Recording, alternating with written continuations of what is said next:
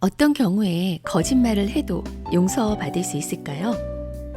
탈무드에서는요, 다음과 같은 두 가지 경우에는 거짓말을 해도 좋다라고 말하고 있습니다.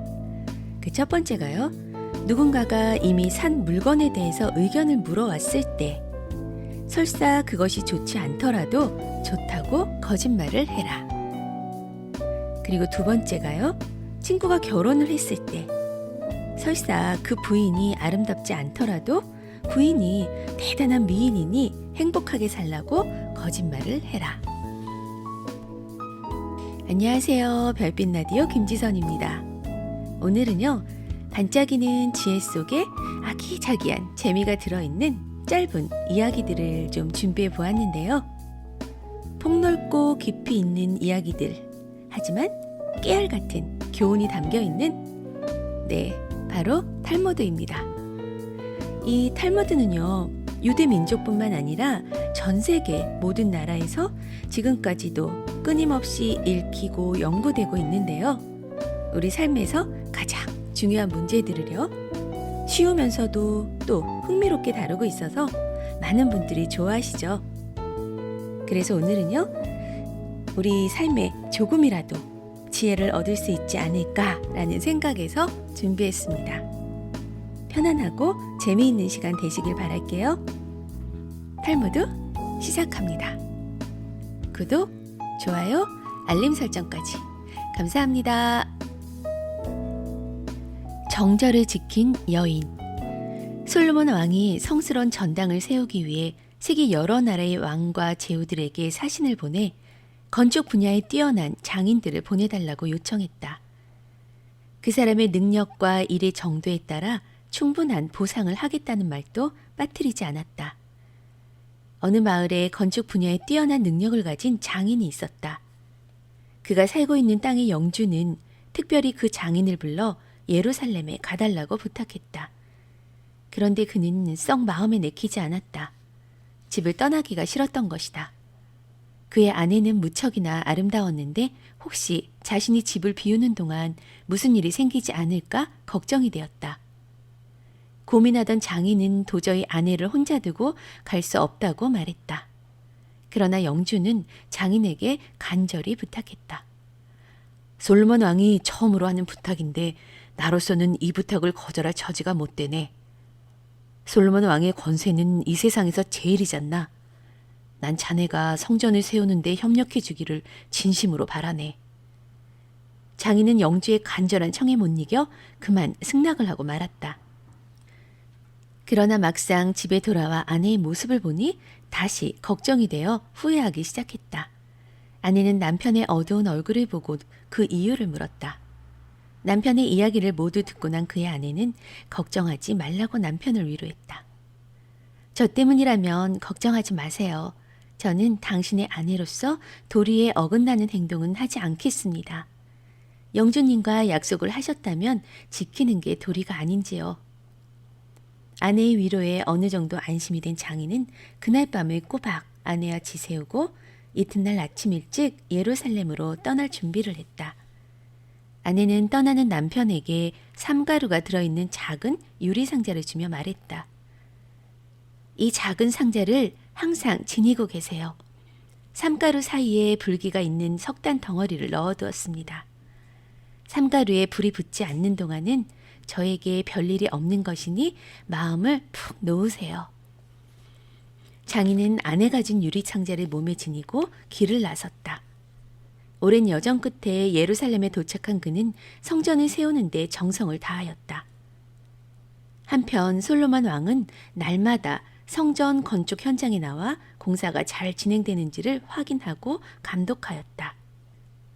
그러던 어느 날 솔로몬 왕은 그 장인의 목에 걸려있는 작은 유리 상자를 보게 되었다. 왕이 무엇이냐고 묻자 장인은 그동안의 일을 모두 이야기했다. 왕은 장인의 아내가 진심으로 정숙한 여인인지 의심이 갔다.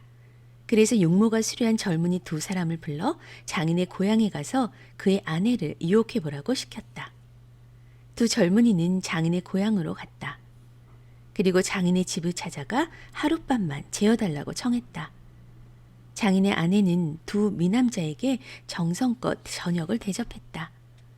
이윽고 밤이 깊어지자 그녀는 그 두 사람을 침실로 안내했다. 두 젊은이는 침대에 눕는 척하다가 장인의 아내를 유혹하기 위해 침실 문을 열고 나가려 했다. 그런데 문이 꼼짝도 하지 않았다. 장인의 아내가 젊은이들이 나쁜 마음을 갖지 못하도록 침실문 바깥에서 자물쇠를 채워버렸던 것이다. 한편 솔로몬은 날마다 장인의 목에 걸린 유리상자를 유심히 살펴보았다. 두 남자를 보낸 지 꽤 여러 날이 지났지만 그 상자에서는 아직 아무런 변화도 일어나지 않았다. 조마조마하게 마음을 졸이던 솔로몬은 마침내 자신이 직접 그 여인을 유혹해 보아야겠다고 생각했다. 그리하여 변장을 하고는 신하 두 사람을 데리고 장인의 집으로 찾아갔다. 저 실례합니다. 지나가는 나그네입니다. 그 장인의 아내는 장인이 말했던 대로 아름답고 정숙해 보였다. 여인은 무척 훌륭한 저녁상을 준비했다. 총명한 그녀는 손님이 다름 아닌 솔로몬 왕임을 이미 눈치챘던 것이다. 여인은 각기 다른 색깔로 칠해진 달걀들을 식탁에 올려놓으며 말했다. 드시옵소서 왕이시여. 뭐라고? 지금 나를 왕이라 부르셨소? 당신의 눈빛은 제왕의 위엄으로 번뜩이고 있습니다. 당신에게서 풍겨나오는 현명함과 거룩함을 감히 몰라볼 사람이 누가 있겠습니까? 왕이시여, 이 달걀을 한 개씩만 드시면서 그 맛을 보아주십시오. 솔로몬은 노란색과 빨간색 등 색깔이 다른 달걀을 한 개씩 맛보기 시작했다. 껍질색은 각기 다른데 맛은 전부 똑같구나. 왕이시여, 여자란 이 달걀과 같습니다. 얼굴이 예쁘고 못생기고의 차이는 있을지 모르나 알고 보면 그 속은 다 똑같습니다. 중요한 것은 자신의 마음을 지키는 일입니다. 왕께서 저 때문에 먼 길을 오셨다면 괜한 헛수고를 하신 듯합니다. 저는 왕을 섬기고 있는 백성이므로 왕께서 원하신다면 저를 취하실 수도 있습니다. 하지만 명망 높으신 왕께서는 이 세상의 모든 욕망은 덧없고 헛된 것이란 사실을 잘 알고 계시리라 믿습니다. 솔로몬은 여인의 조리 있고 이치에 맞는 말을 듣고 마음속으로 깊이 감탄하지 않을 수 없었다. 내 장난이 너무 심하였구나. 내 생각이 짧아 너의 마음을 어지럽혔다면 미안하다. 지조 있고 덕성스러운 너에게 축복이 있기를. 솔로몬은 그녀를 노이로 삼고 많은 선물을 주었다. 그리고 나서 그는 예루살렘으로 되돌아왔다. 왕은 이 자랑스러운 여인의 남편에게 그 이야기를 전하고는 이렇게 말했다. 그대는 집으로 돌아가도 좋다. 그토록 훌륭한 여인을 아내로 맞은 그대에게 축복이 있기를. 솔로몬은 장인에게 다른 사람들보다 10배나 많은 보수와 상금을 주고는 고향으로 돌려보냈다. 정숙한 아내 덕분에 왕으로부터 많은 상금을 받고 칭찬을 들은 장인은 고향으로 돌아가 자신의 아내를 더욱 사랑하고 더욱 소중히 여기게 되었다. 5 무리의 선택. 어떤 배가 항해 도중 거센 비바람과 심한 폭풍우 때문에 항로를 잃고 말았다. 아침이 되자 바다는 다시 잠잠해지고 배는 아름다운 항구가 있는 어느 섬에 닿아 있었다. 배는 폭우에 닻을 내리고 잠깐 쉬기로 했다. 그 섬에는 형형색색의 아름다운 꽃들이 만발해 있고 맛있는 과일들이 주렁주렁 달린 나무들이 신선한 녹음의 향기를 풍기고 온갖 새들이 다정하게 지저귀고 있었다. 배에서 내린 승객들이 5 무리로 나뉘었다. 첫째 무리는 자기들이 섬에 올라가 있는 동안에 순풍이 불어 배가 떠나버릴지도 모른다고 생각했기 때문에 아무리 섬이 아름다울지라도 빨리 자기들의 목적지로 가고 싶다고 하면서 아예 상륙조차 하지 않고 배에 남아 있었다. 둘째 무리는 서둘러 섬으로 올라가 향기로운 꽃냄새를 맡고 녹음 짙은 나무 그늘 밑에서 맛이 기막힌 열매를 따먹고 원기를 되찾고는 배로 돌아왔다. 셋째 무리도 섬에 올라갔다. 그러나 섬에서 너무 오랫동안 지체하는 바람에 배가 떠났을지도 모른다고 생각하여 허둥지둥 돌아오느라 소지품을 잃기도 했고 배 안의 명당 자리를 놓쳐버렸다. 넷째 무리는 순풍이 불어 선원들이 닻을 걷어올리는 것을 보았지만 돛을 달려면 아직 시간이 남아있고 선장이 자기들을 남겨두고 떠나지 않을 것이라는 등의 이유를 붙여 그대로 섬에 있었다. 그러다가 막상 배가 포구를 떠나가자 허둥지둥 헤엄을 쳐서 가까스로 배에 올라갔다. 그래서 바위나 배전에 부딪힌 상처는 항해가 끝날 때까지도 아물지 않았다. 다섯째 무리는 맛있는 과일을 너무 많이 먹고 아름다운 경치에 도취되어 배가 출항을 알리는 소리조차 듣지 못했다.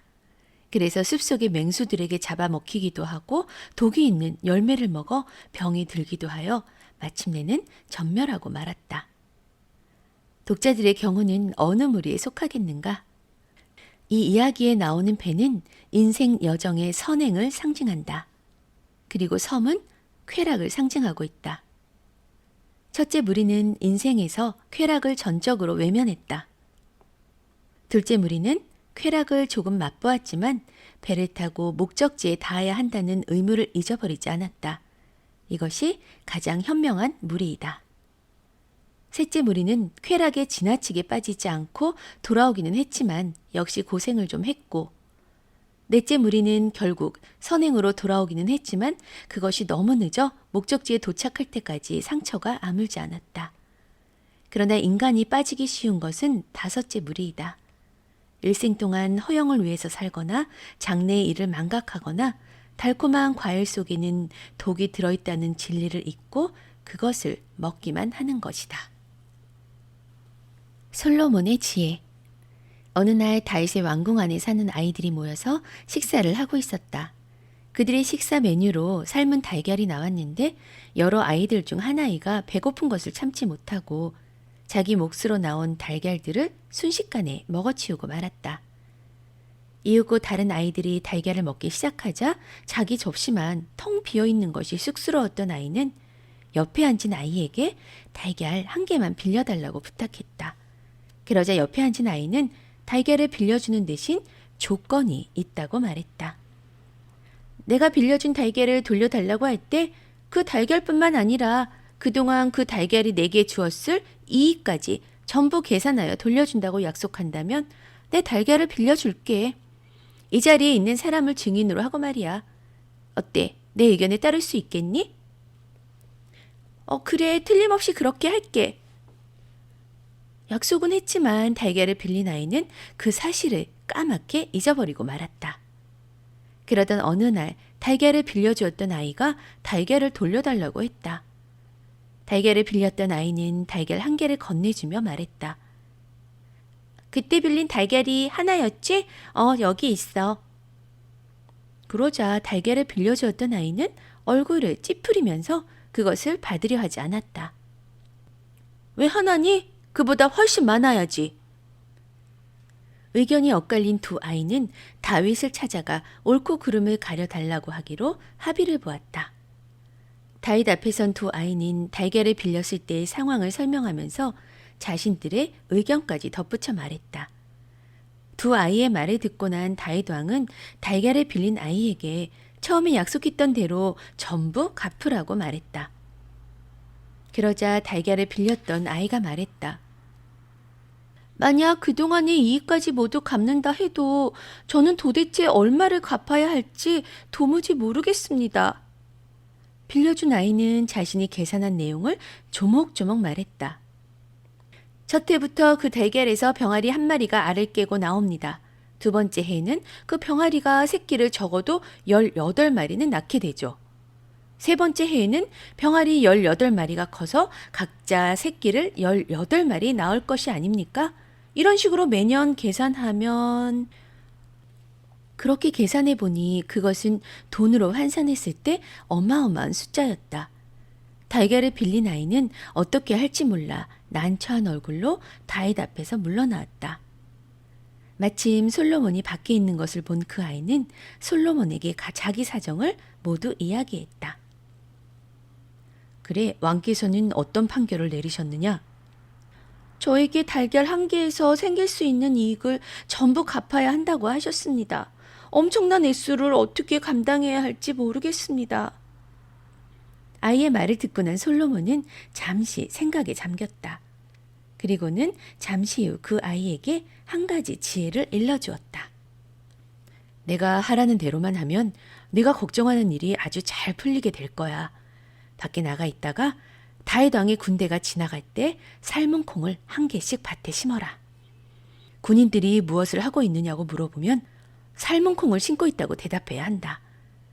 너의 대답을 들으면 군사들은 아마 이상하게 생각하여 다시 물어볼 것이다. 그러면 삶은 달걀에서 병아리가 나온다는 얘기는 들어본 적이 있습니까? 라고 대답하여라. 아이는 즉시 밭에 나가 솔로몬이 말한 대로 삶은 콩을 심기 시작했다. 아니나 다를까 그것을 지나가던 군인들이 아이에게 물었다. 무엇을 심고 있는 거냐? 삶은 콩을 심고 있습니다. 삶은 콩을? 밭에 삶은 콩을 심는다고 싹이 나온다더냐? 별소리를 다 듣겠네. 아이는 그 말이 떨어지자마자 이렇게 말했다. 그러면 삶은 달걀에서 병아리가 나온다는 말은 들어보신 적 있습니까? 군인들이 지나갈 때마다 똑같은 내용의 질문과 대답이 오고 가는 사이에 어느새 그 이야기는 다윗 왕의 귀에까지 들어가게 되었다. 왕은 곧 그 아이를 불렀다. 순전히 내 생각으로 그렇게 행동한 것이냐? 네, 그렇습니다. 아이는 그렇게 대답했으나 왕은 틀림없이 솔로몬이 지혜를 빌려주었을 것이라고 생각했다. 그래서 아이에게 다시 묻자 사실은 솔로몬이 일러준 것이라고 말했다. 왕은 솔로몬 왕자를 불러 달걀 사건을 어떻게 해결하는 것이 좋겠느냐고 물었다. 제 생각에 이 아이는 삶은 달걀 한 개만 돌려주면 될 것 같습니다. 삶은 달걀은 결코 병아리가 될 수 없기 때문입니다. 그리하여 그 아이는 솔로몬의 지혜 덕분에 달걀 한 개만을 돌려주게 되었다. 꿀 항아리와 금화. 사울왕 시대의 한 남자가 젊은 아내를 남겨두고 세상을 떠났다. 그들이 살고 있던 곳의 영주는 오래전부터 이 젊은 여인을 탐내던 중이라 남편이 죽자 그 여인을 자기 집으로 불러들이려고 했다. 영주의 뜻을 따르고 싶지 않았던 여인은 몰래 고향을 떠나기로 마음먹었다. 그녀는 가진 돈을 항아리 몇 개에 나누어 담고는 그 위에 꿀을 부어 항아리를 가득 채웠다. 그리고 증인을 한 사람 세워 그의 앞에서 죽은 남편과 절친했던 친구에게 항아리를 맡기고는 다른 고장으로 떠났다. 그녀가 그 고장을 떠나고 나서 얼마 후 여인의 꿀 항아리를 보관하고 있던 사람의 아들이 결혼을 하게 되어 갑자기 꿀이 필요해졌다. 그는 지난번에 맡아두었던 꿀 항아리가 생각나서 지하실로 내려가 뚜껑을 열어보았다. 항아리 안에는 꿀이 가득 채워져 있었다. 그런데 얼마쯤 꿀을 떠내니 그 밑에 금화가 반짝거리는 것이 보였다. 다른 항아리에도 역시 금화가 들어있었다. 그는 돈을 모두 쏟아내고 꿀을 새로 사서는 항아리마다 가득히 채워 넣었다. 세월이 흘러 그 고장의 영주가 죽었다는 소식을 들은 여인은 다시 고향으로 돌아왔다. 그녀는 맡겼던 항아리들을 다시 찾으려고 했다. 그러자 항아리를 보관하고 있던 사람이 말했다. 내가 꿀을 맡을 당시에 증인이 보는 앞에서 이 항아리를 받아가는 것이 좋겠소. 여인은 곧 증인을 데려왔고 죽은 남편의 친구는 그 증인 앞에서 항아리를 돌려주었다. 집에 도착한 여인은 항아리의 뚜껑을 열고 그 속을 들여다보았다. 그리고 금화가 없어진 것을 알고는 너무나 억울하여 재판관을 찾아가 울면서 하소연했다. 그 항아리에 돈이 들어있었다는 것을 아는 사람이 있는가? 없습니다. 저만 아는 사실입니다. 그렇다면 나로서는 어찌할 도리가 없구나. 사울 왕께 가보아라. 그분이라면 혹시 너에게 힘이 되어 주실지 모르겠다. 여인은 사울 왕을 찾아갔다.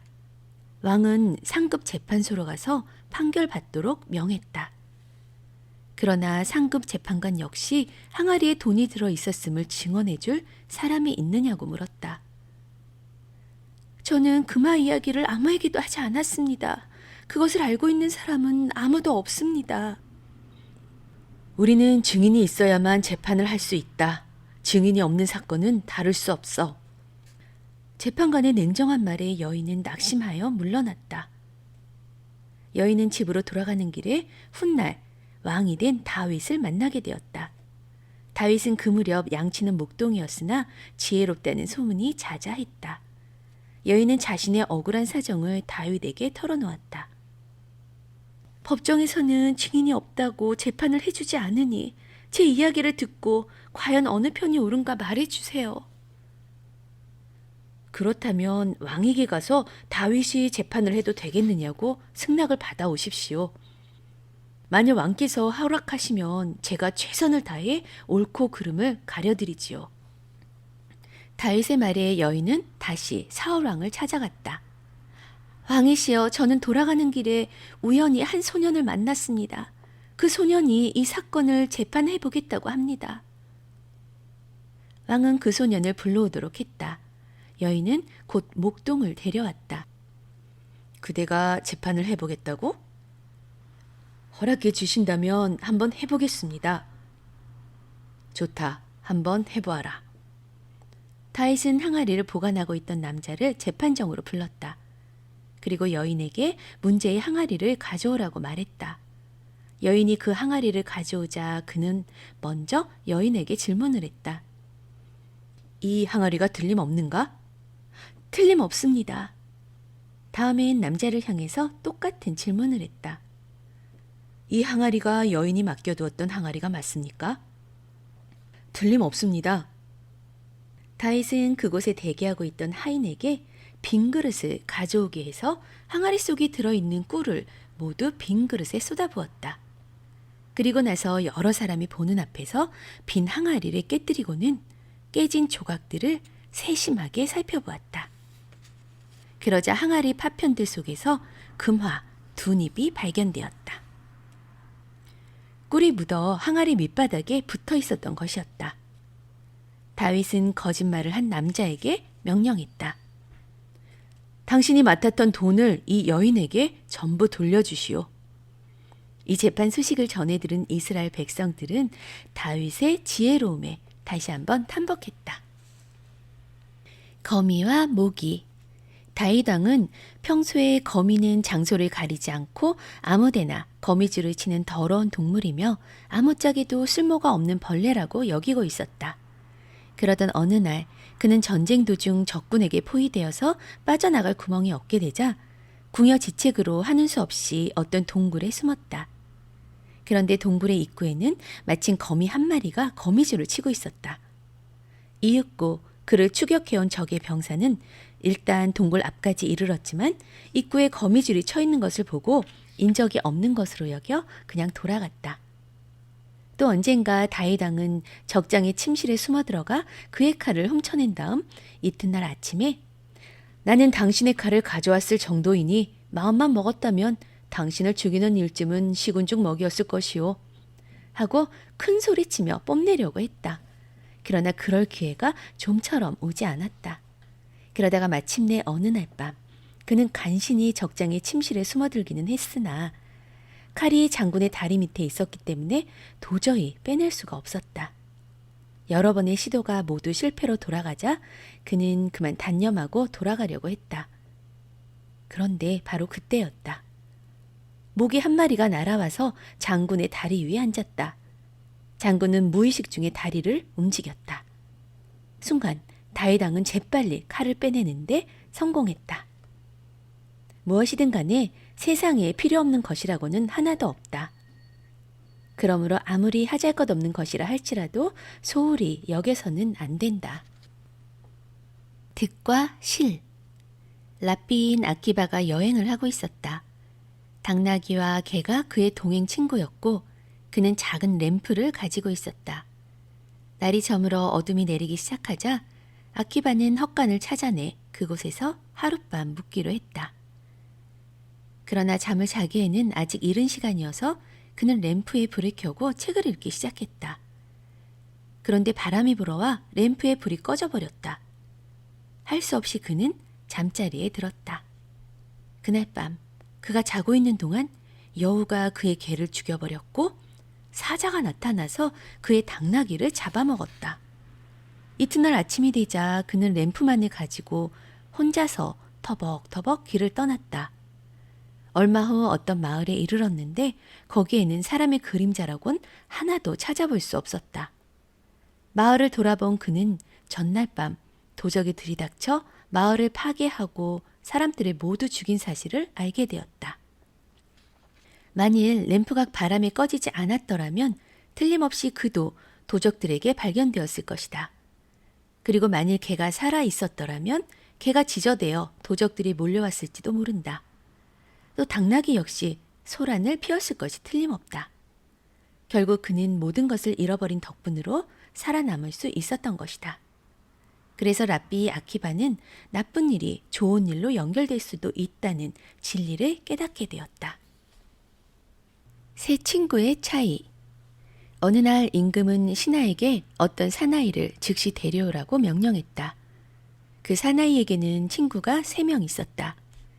첫 번째 친구는 그가 몹시 소중하게 여기는 친구로 그는 그 친구를 자기의 제일 다정한 친구라고 생각했다.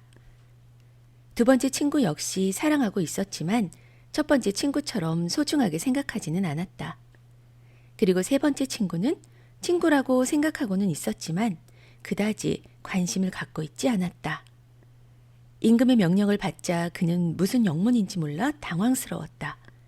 임금의 명을 어길 수는 없었지만 그는 혼자서는 도저히 임금에게 갈 용기가 나지 않아 새 친구에게 함께 가달라고 부탁하기로 했다.